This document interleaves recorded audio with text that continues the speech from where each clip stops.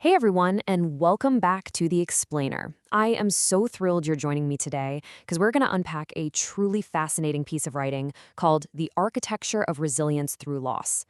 I absolutely love exploring topics like this. It kind of forces us to look in the mirror and reevaluate our foundational beliefs, right?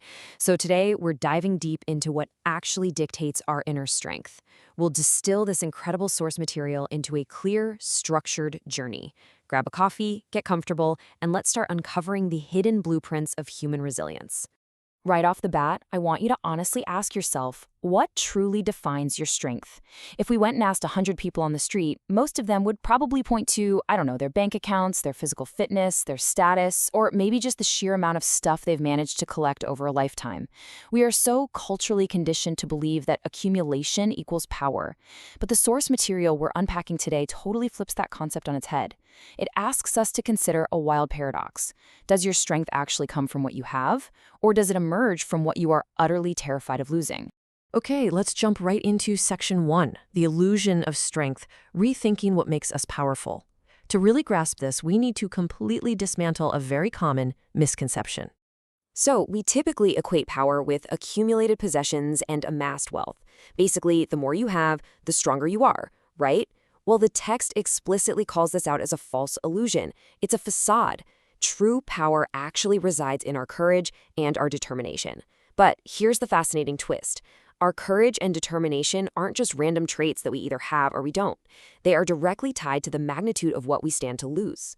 And the absolutely crucial point here is that the fear of potential loss is what holds us back and makes us hesitant. Just think about that for a second. We literally spend our entire lives building up resources, convinced they make us invincible. But the ultimate irony?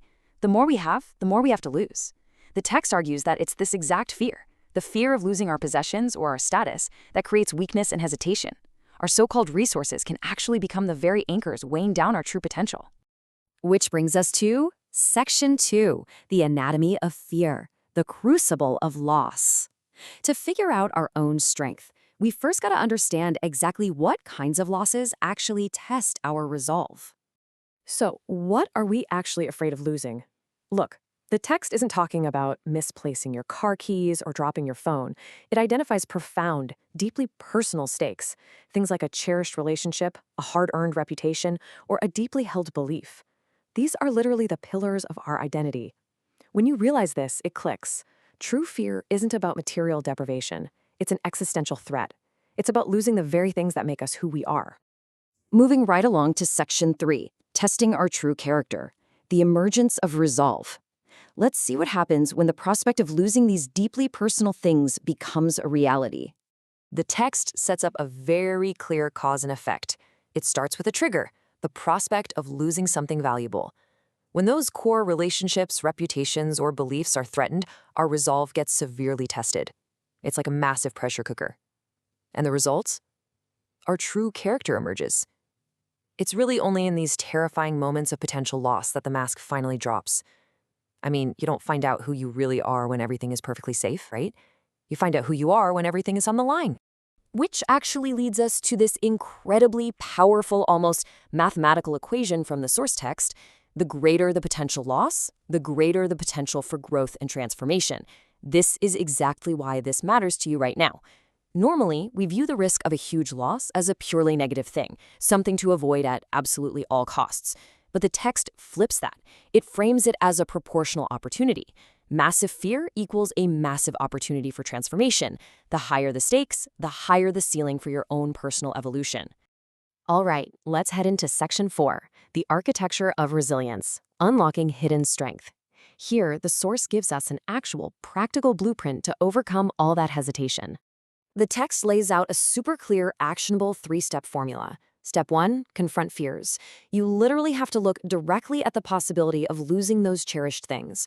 Step 2, embrace uncertainty. You have to accept that the future is entirely unknown. You just can't control every variable. Now, if you can actually manage those 2 incredibly difficult steps, you arrive at Step 3, unlock resilience. And pay attention to that word, unlock. It implies that the strength is already inside of you, just waiting for the right key to be turned. So how does the text actually define this ultimate goal? Well, it says resilience is a hidden reservoir of strength, unlocked by embracing the uncertainty of the future. I absolutely love this definition. It tells us that resilience isn't about being this rigid, unfeeling stone wall that never cracks. Not at all. It's dynamic. It is a hidden reserve tank of energy and power that you can only tap into when you finally stop fighting the unpredictable nature of life and just start embracing it. Honestly, the entire thesis of our explainer today boils down to this one quote. It's not about being fearless, but about facing our fears head on and persevering in the face of adversity. Let that sink in for a second.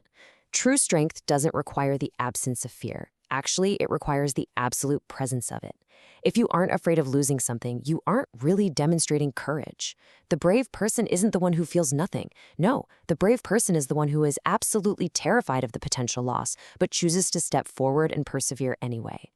So, as we wrap up, I want to leave you with this final provocative thought. What are you holding on to so tightly right now?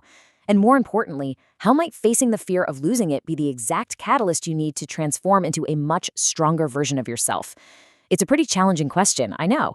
But as we've learned today, the architecture of our greatest resilience is almost always built on the very foundation of our deepest fears. Thank you so much for joining me for this explainer. Keep learning, keep questioning, and I'll see you next time.